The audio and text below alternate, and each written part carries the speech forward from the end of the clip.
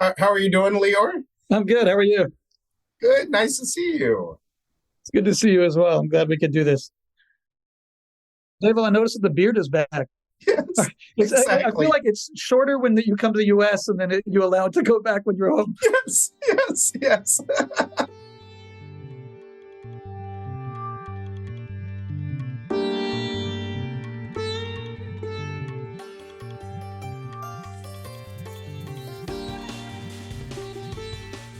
My guest today is Lior Ipp from the Roddenberry Foundation.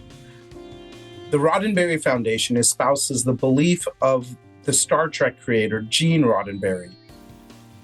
Gene Roddenberry believed that the human potential is remarkable and would lead us to a better, fairer world, a world with no hunger, poverty, prejudice, or greed. The Global Plus One Fund follows these principles and it enables small organizations across the world to challenge the status quo and create a brighter future.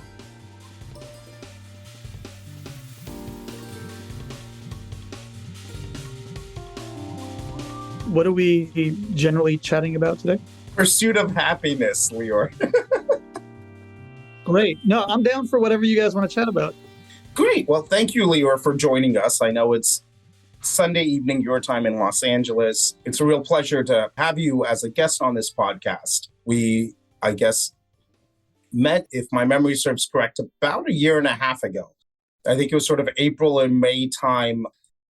We started attending different Zoom meetings around the time the Delta wave was hitting India and globally, and conversations just revolved around communities that were hit the hardest and how we can sort of support those communities that are typically not seen with sort of donor networks and are not really heard of traditionally in conferences. And I guess in our conversations, we learned at Dasra that you had launched something called, why don't you actually speak about it? That would be amazing if you can talk a little bit about what you all did during the COVID time and how that's sort of progressed, even post or whatever the time we live in right now.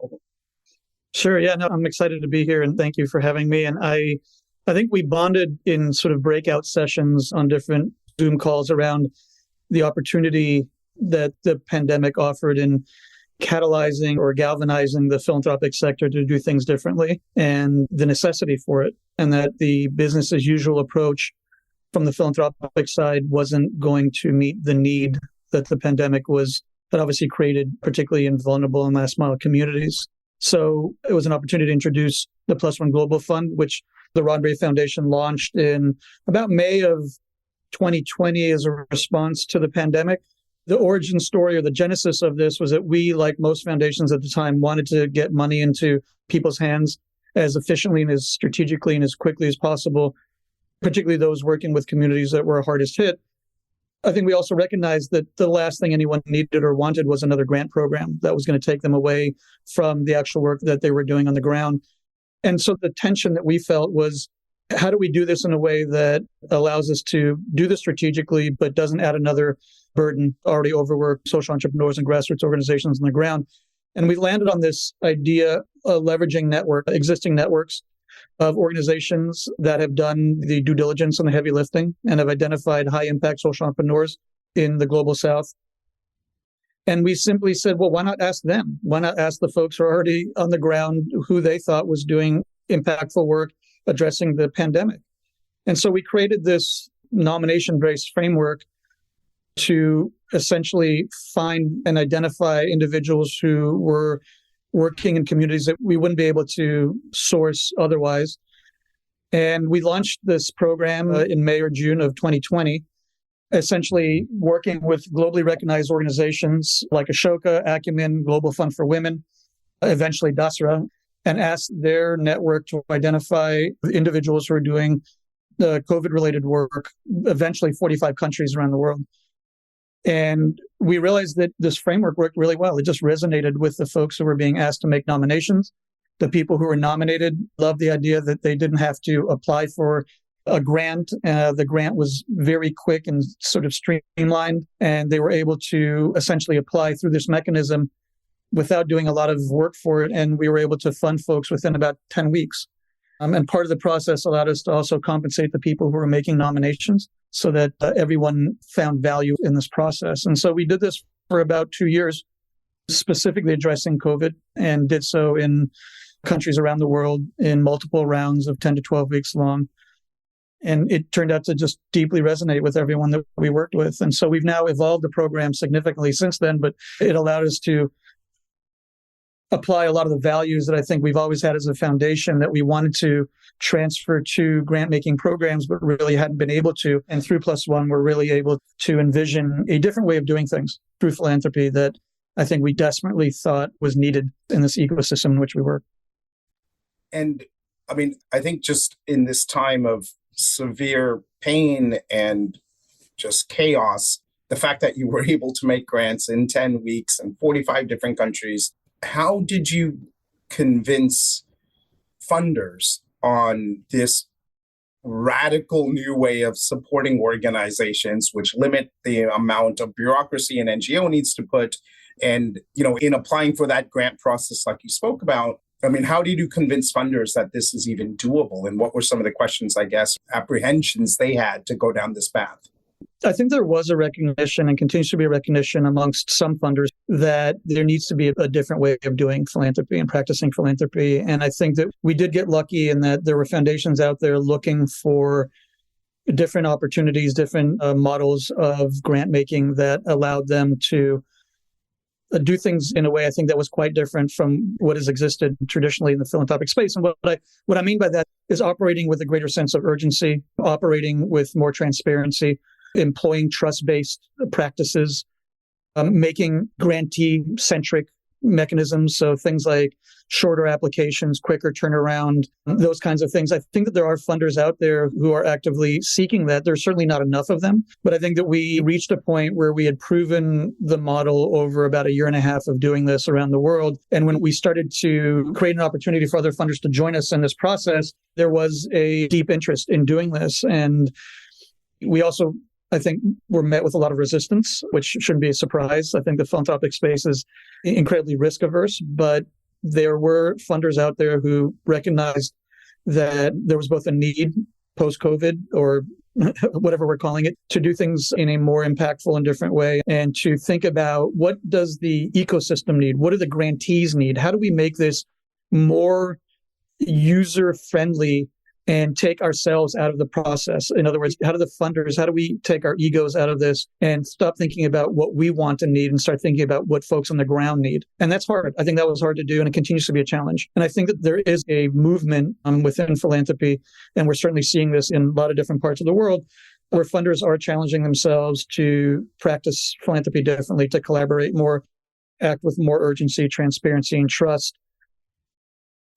Yeah, and for the listeners who may not be as familiar about the typical grant process, many times it takes a year or two for an organization to even get a grant with the foundation. I know we have been lucky to have philanthropists who sort of very quickly make decisions, and they're shocked at the hundreds-page proposals that we have to submit and really dictate to a T through a results framework, which is this ridiculous log frame that NGOs are put through to determine sort of what will happen in year 5, 6, and 7 of a particular sector.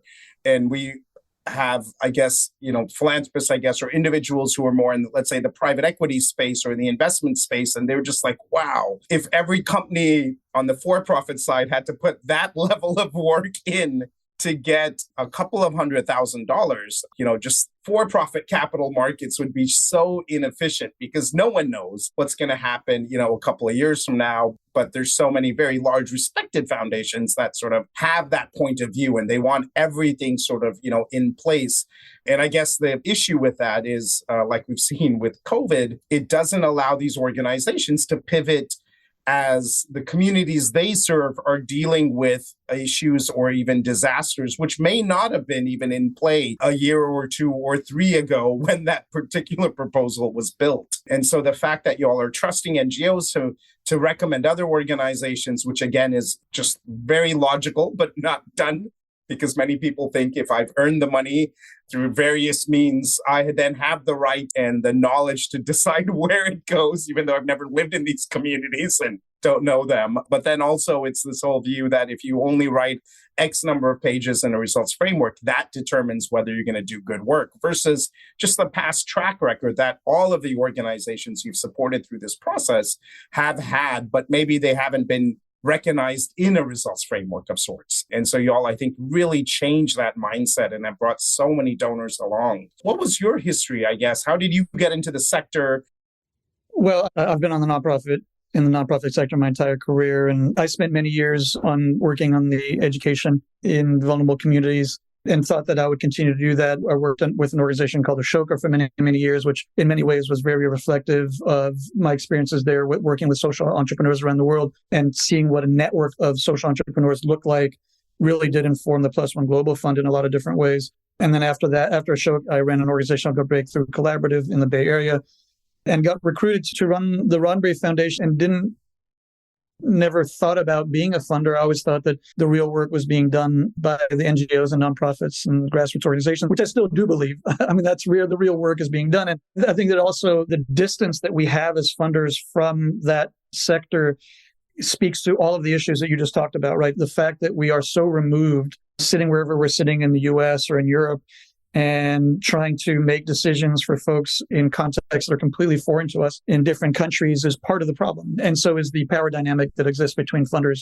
and the nonprofit sector. But I got here just being in the nonprofit space, got recruited to join the Roddenberry Foundation. And fortunately, we have a North Star in the work that we do, which is Gene Roddenberry, who was the creator of Star Trek, passed away about 20 years ago, but was an incredibly progressive individual in the 1960s when he created the show Star Trek and imbued it with these incredible values around equity and diversity, inclusivity, justice. That's what we try to practice every day at the foundation. When you think about those attributes or that philosophy, what it looks like vis-a-vis running grant programs, if you're not thinking about how to be as inclusive as you can be and support organizations or individuals who are typically overlooked in countries that are typically underfunded, if you're not thinking about ideas around equity and what does it look like to have an equitable or a trust-based funding program, then for us at least, it would mean that we weren't paying tribute to the origin of the foundation and kind of the underpinning philosophy.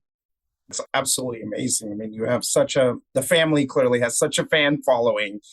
And while that show dealt with multiple topics, which are far ahead of its time, to see, I guess, some of that being inculcated, like you said, into philanthropy right now. And initially, similar to your sort of past experience with Ashoka, we've worked with multiple NGOs on the ground. And so it was easy to sort of deploy capital to groups that we knew, many of them Ashoka fellows or have been recognized through other platforms. But after we gave sort of our first about 60 grants out, in the tune of about $5 million.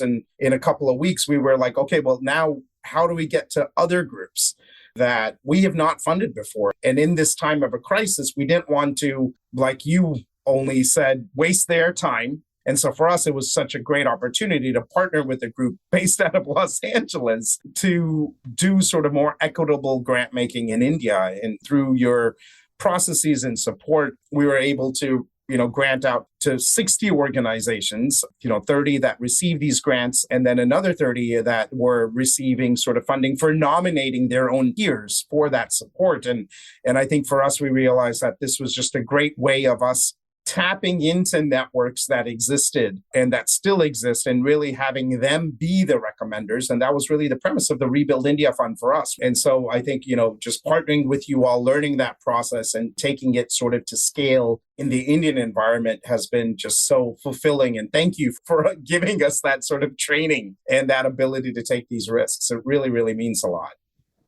I think what opened our eyes through our work together was that, funders can in fact work together and collaborate and be successful with it, put their egos aside and learn from each other in these processes. And I think that it was a wonderful experience. And it certainly allowed us to bring on other funders in the work that we've been doing in other parts of the world around other issue areas. And for us, I think every time we work with another funder, we're that much more optimistic that philanthropy can change. Like I was saying earlier, smaller organizations are typically not supported. for whatever reason. And these are the ones that clearly, just like in the for-profit world, it's SMEs that sort of drive the economy, not just the large Fortune 400 or whatever companies that exist. And more importantly, it's these groups, many of them, that then, if given the right support, can grow and scale. And so through sort of your time with Ashoka, your time in working in education, your time with Roddenberry, I guess, what are some of the areas you've seen the smaller organization sort of suffers with, and where are shifts that philanthropists can make to make their journeys a little easier? Well, I think we always say internally, the small is beautiful, that there's amazing work being done by smaller organizations that are run by proximal leaders who have acute instincts and insight into the issues that no one else would be able to match. The reality is that 90%, 95% of the nonprofits in the world, all these smaller folks, right? The folks who are getting the 10, 15, $20 million are really tiny percentage of the organizations that are trying to work on social change. And so I think for us, at least at Roddenberry, we see the importance of supporting these smaller organizations, partly because they're the ones who are driving change at a local level. They are best able to adapt to issues like the pandemic. There's a local context and relationship community orientation that allows them to be successful in ways that large organizations wouldn't be. Yeah, we're big believers in small organizations, supporting them, and not just individual organizations. Part of the work that we've been doing with Plus One is thinking about what does it look like to support networks of small organizations? And so I think there's also a missed opportunity in philanthropy, certainly in the past, and maybe this will change moving ahead. But what does it look like to support multiple small organizations, either in the same country, same region, or working on the same issue area, and thinking about what is their capacity as a group, and what does collective impact look like, and what are the ways in which we can intervene as philanthropists beyond just writing a check? I think that becomes really interesting, and it's where we've been focusing some of our efforts. Love to hear a little bit about why this sort of creation of networks and ongoing sort of capacity building support, in addition to unrestricted capital, is important. Yeah, absolutely. And I'm just to pick up on a point that you were talking about earlier, I think, someone has to take a risk on these organizations, right? It's so easy. It's a lot easier to fund $1 million organization or a $10 million organization than a $50,000 organization, right? And to your point, they're less likely to have a really cool website. They're not going to be able to talk to the funders, but someone has to support them, because that is the engine for growth in the social change space. There are far more of those organizations than any other kind. And they have that local expertise and context that we need to be supporting. Someone has to take a risk on them. And I don't think it's that risky, right? I really don't. I think that it's a misnomer to think of an organization that is that small, who doesn't have a cool website, as thinking of them as necessarily being riskier than someone else. But from the Western perspective, it is riskier, right? And so I think we need to disabuse ourselves as funders and start taking those risks, because one, I don't think that we have that much to lose. If we're actively interested in social change, at least the kind that we speak about, we need to start thinking about ways that we operate differently. And part of that is recognizing our risk aversion as funders kind of writ large. To your question around where we're kind of headed. Actually, Lior, I want to speak a little bit about this risk, because I feel it's a term, at least, that's thrown around a lot in this space. And, I hear it again from givers all the time. But I think just even unpacking that risk, like, what is the risk, for example, to fund an organization focusing on domestic violence, where the founder of the organization herself is a victim of an acid attack? Like, what is the risk in that investment? And I ask this because many people, like you said, feel it's risky, but I want to unpack that a little, because I feel like we use this term risk sort of in a bullshit manner, when in the for-profit world, again, we take risks all the time, and let random people who have low integrity run large multi-billion-dollar companies, and that's not considered a risk. But when you're giving $20,000 a year to a community-based organization who may not have the same education pedigree as you do, you call it a risk. Yeah, it's a great question. I think there's a number of ways to sort of unpack this. Where I would go to is this idea of, to me, I think it's just a deficit of trust. I think at the end of the day, funders fundamentally do not trust the people they're giving money to. If we did, we wouldn't ask for, 25-page applications and 50-page reports and site visits and all the other nonsense that we all engage in, right? If you trusted the folks that you were willing to support or at least thought you wanted to support, then you would do away with all the bullshit and recognize the individuals who are leading these organizations, their unique perspective coming from these communities, and give them unrestricted funds to do what they do. The only reason I think that people give restricted funding, program-related funding, is because they don't trust them. They fundamentally don't trust them. They think that they're going to use the money for, I don't know what they think they're going to do, but I think that a lot of this is a function of white privilege, lack of trust, the power dynamic inherent between funders and grantees, which obviously skews completely towards the funders, and the system in which we're all operating in, which is that, grantees are forced to essentially beg for the dollars that they need, or rupees or whatever it is, to do the work that they're doing. And funders sort of think of it as a privilege or I don't know what it is. I don't know what it is, but I think to me, that is the root of the problem. And then the other piece is just a lack of understanding. I think funders who have never experienced, living in Global South just don't understand the context. And so they're so divorced and removed from the issues that they purport to care about that they apply a lens that isn't realistic or even necessary for their funding practices. So you end up with the kind of bullshit that we have in philanthropy, and it doesn't work. No, exactly. And I think the trust is the critical piece of this, right? And the same thing happens in the Global South, i.e. there philanthropists here in Mumbai who have never gone to Dharavi, one of the largest slums of the world. And because you've never been there, you don't realize, again, there could be 2 days a week that you don't get water.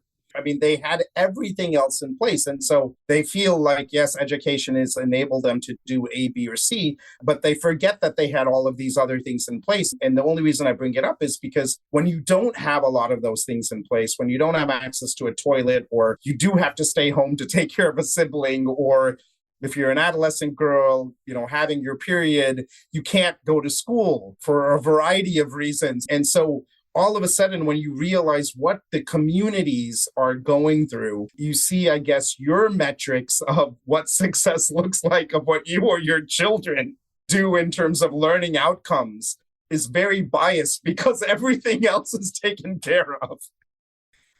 No, I couldn't agree more. I think the reality, for instance, with Plus One Global, we keep running into is that the folks that we're working with in terms of capacity building, as an example, we run this multi-month workshop series with coaching, et cetera. And we always wonder why someone missed it or this person didn't attend the full time. When you actually have a conversation with them, you realize that they actually haven't had electricity for 2 days, or their internet has been down for 3 days. And we keep having to remind ourselves the folks that we're working with and supporting and funding are living vastly different lives than certainly we are sitting in Los Angeles or Silicon Valley or anywhere else. And if you can't understand that, and if you don't have empathy around that, and if you don't care to do either, then your funding practices are going to reflect that, right? And so I think this is why, just kind of going full circle, why philanthropy is so broken in so many different ways, is that part of it is that the folks who are responsible for making decisions are immensely wealthy by any standard and have no idea what is actually happening in the quote unquote real world as it applies to the folks that they're supporting, the issues they care about. And so they apply a lens and a framework that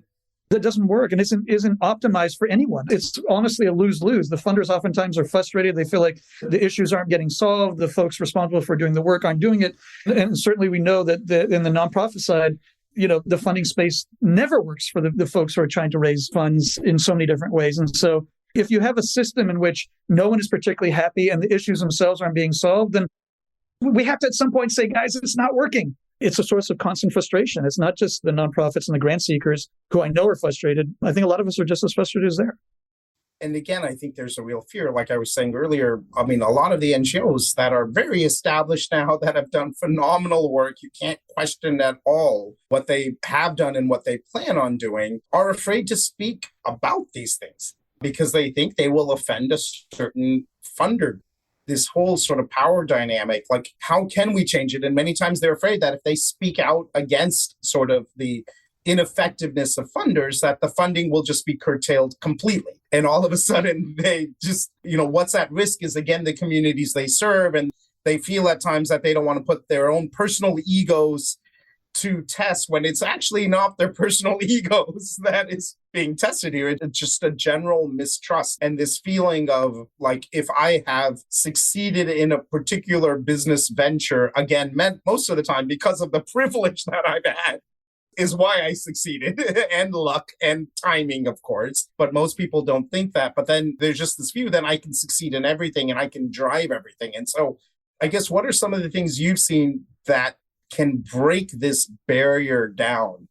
Yeah. If we had an answer to that, I think we might be able to solve a lot of the problems in the space. I mean, I think what's interesting about what you were saying around the inability of the NGO folks to say what they really feel really speaks to the power dynamic in the space, right? And how inequitable it is.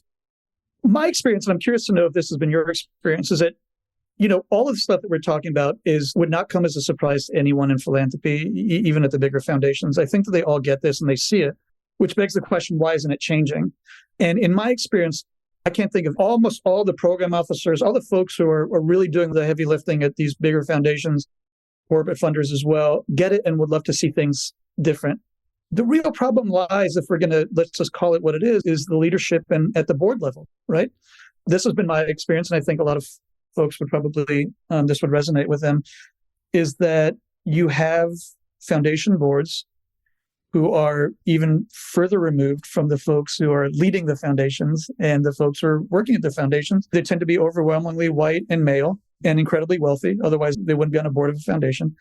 And that comes with a lot of privilege and a lot of myopic thinking and not a great inclination to challenge themselves to do this differently. A lot of them made a lot of money in the business world, and so they think that they can apply whatever business acumen they have to the philanthropic space, which I think we can all sort of see doesn't really work particularly well in a lot of different ways. And you can't just take whatever you learned or however well you did at Silicon Valley and sort of think that you can suddenly know what a community in South Sudan needs. And we keep seeing this all the time, right? I mean, I'm sure you talk to other funders who want to do site visits and sort of provide capacity building with absolutely no knowledge or understanding of the communities that they're working with. So a lot of this is to say that if there was a lever for change, I think it would be, and I don't know how to do this, I'm not sure anyone does, but if we could figure out how to change the leadership and the boards at the foundation level, I think the ways in which we practice funding would change, perhaps overnight. I think it would happen pretty quickly.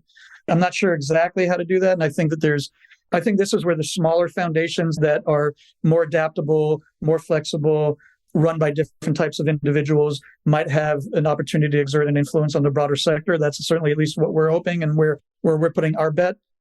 I mean, completely agree. And even, for example, in the work that we're doing with Rebuild India Fund, we have a 5-member investment committee, which are all NGO leaders. These are people who know the space well. They've been operating from day one. And we've also honestly had to have some conversations with some of our board members who come primarily from the business sector to talk about why an NGO-led investment committee who have full veto rights is important versus a traditional investment committee that you would see in a private equity house where typically at least the conversations we've had to have is that typically they're people in the industry, for example, in the for-profit world at least, that would be advisors, but they would never be the decision makers. They would advise, they would tell you, but the decision makers always sits with who is giving the money. And for us to say, actually, that's not going to happen here. And we both know Maya Patel quite well and the Tharsadia Foundation, and they were the ones who've been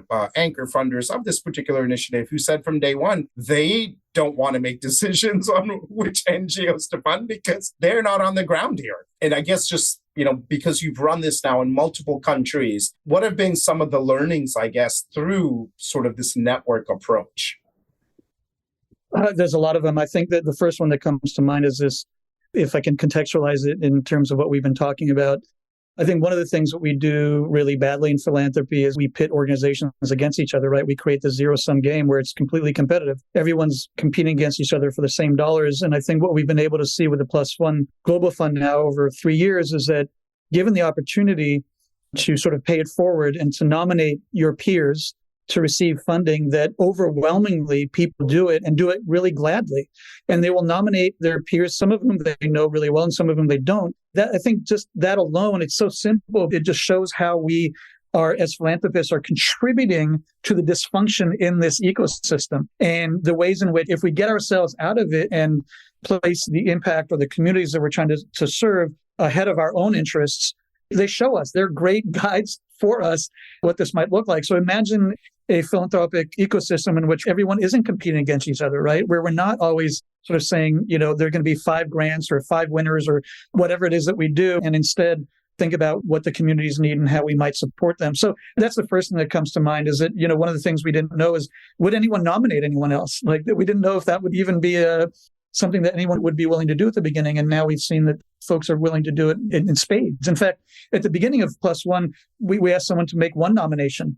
And what we heard overwhelmingly for the first 6 months is that we want to make more, give us more opportunities. And so we changed the model so that people can now make up to 3 nominations. So we're always learning, and we created a mechanism that allows us to change the way in which we work from round to round, or from issue to issue, or from region to region, so that we can accommodate the realities of what the communities are experiencing and what their needs are.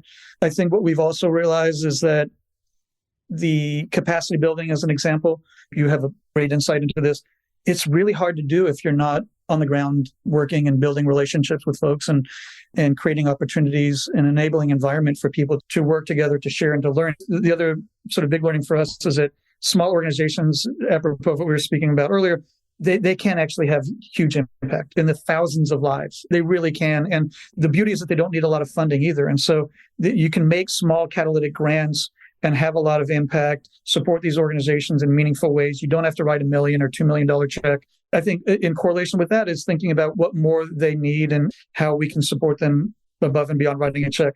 The last thing I'll say is, I think this is an important part of one of the great lessons of Plus One, is that there's unbelievable work being done by organizations that none of us have ever heard of. And the only reason we don't know them is because they don't have the social capital that other organizations have. They're not in the right countries. They didn't go to the right universities. They're not part of existing networks. That doesn't mean that they're not high impact organizations. It's incumbent on us as funders to find them. It can't be the other way around. I think one of the things that we've seen through Plus One, because of the nomination framework, is that someone sitting in Uganda or Cameroon or wherever it is far more likely to know a high impact social entrepreneur organization than any of us sitting here in California or anywhere else. We need to trust the folks on the ground to identify and to guide us in these ways. Otherwise, we're never going to be successful. And so my thought on this is simply that let's start to think about how we diversify our applicant pools. How do we become more inclusive in our funding practices? How do we fund and go beyond the usual suspects? How do we get to a place where we're comfortable being the first or second funder rather than the 5th or 6th or 7th funder? How do we risk more? Those are the things that I think we've learned, or we continue to learn, in addition to all the mistakes we've made along the way, because we certainly have, that has really come out of the last couple of years in doing this program. It's been a really great experience for us. It's so simple, yet so path-breaking. A lot of the sort of basics of true development and philanthropy and trust and humility, I think has been there. I think it may have been hijacked by the more professionalization of the sector. And at least at Tasra, I know, unfortunately, we've played a role in that as well. And I think while we, firmly, for example, believe in capacity building of organizations, it never was it in detriment of others. It was more to say, how do we give exposure and perspective to community-based organizations who may not have those perspectives, but not to judge whether you're good or bad. But it's been translated, I think, in sort of the 10-second bites that we live in as, oh, well, that's good, and then this is bad. I think so, too. And I think one of the things that you mentioned made me think about the complexity in the work that's being done and the need to be comfortable with the ambiguities and the messiness of this work. And I think that this is where a lot of, funders are also failing us more broadly, is that they're not willing to, they want everything to be really easy and quantifiable and impact driven. And some of this stuff is really hard to measure, but it doesn't mean that it's not being done and that positive work isn't being accomplished. And I think that the nuances from, west to east and even within one region in one country, and the differences between rural and urban are so vast sometimes that it does take a certain level of context and local expertise that I think these small organizations have that others don't. But more broadly, I think that we need to accept the messiness of all this work that we're doing. Otherwise, I think we're going to continue to run up against the frustrations that I think a lot of folks do feel in looking at, why we're still suffering, whether it's 2 billion people who don't have access to clean water. I mean, the systems have failed in these different countries, and the work that's being done is extraordinary.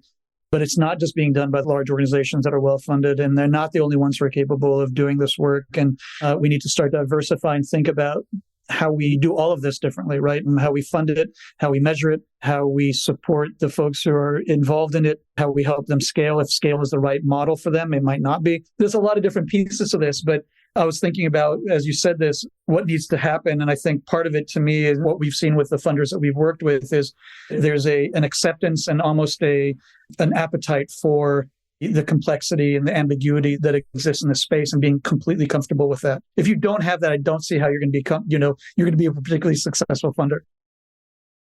No, I couldn't agree with you more. And I think it's that messiness where, honestly, as NGOs, we're so afraid to even speak about. Because we think, oh my gosh, if we actually talk about the complexities that these communities face, it seems they're insurmountable. Every single day, every NGO, small and large, that we support, we see these sort of, not just glimmers of hope, but rays of hope, and individuals literally lifting themselves out of what would seem as just impossible to come out of. And they are the mentors of the community. What gives you hope, Lior, as we sort of, look, it's 2022 right now. There were a lot of great sort of goals that were set up by the United Nations that every sort of country signed up for by 2030. I mean, what gives you hope, I guess, as we sort of look at whether it's the SDGs or anything else, and just how we solve for this as a sector? Well, I think what gives me hope, and this is going to be cliched, of course, but the extraordinary work that is being done by these small organizations in incredibly, incredibly challenging situations it blows my mind. It's amazing to me how the creativity, the ingenuity, the perseverance, the strategic thinking, and we see it all the time, every day, right? In different parts of the world, addressing all different kinds of issues. There's unbelievable, the human, to your point, the human spirit, it's incredibly compelling. And we get a chance, one of the great parts of the work that we do is we get a chance to see this and support it. I think that there does seem to be a shift within the philanthropic space to do things differently post-COVID that I'm cautiously optimistic about. I think the idea of just doing what we were doing before and kind of going back to whatever was happening in 2019, is not going to cut it. And I think the other piece of this is that there does seem to be a greater sense of willingness to collaborate and a recognition that we live in systems, right? And I think this is what's come out of COVID is the systems that we sort of never thought about and didn't have to with privilege because we sit in a certain place in the society, that these systems were inherently weak and collapse in the face of this pandemic, and that billions of people around the world suffered far more than they ever should have because of it. And so I think that recognizing that we live in systems and nested within systems, I think is a really positive thing, at least for the philanthropic space, and that we're starting to think about not just systems change, which I think has been around for a while, but like what does it mean to shift the sector? What does it mean to think about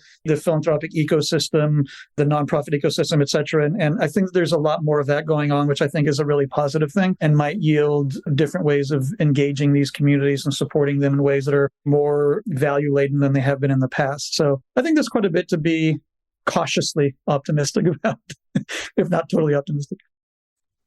Great. Well, thank you, Lior. This has been a lot of fun. I really appreciate you taking the time out on a Sunday night. Yeah, of course. Anytime. Thank you, guys. Really appreciate it.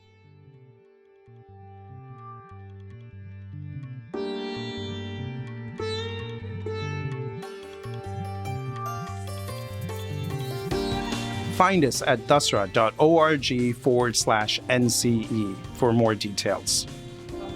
Subscribe to No Cost Extension on your favorite podcast platform.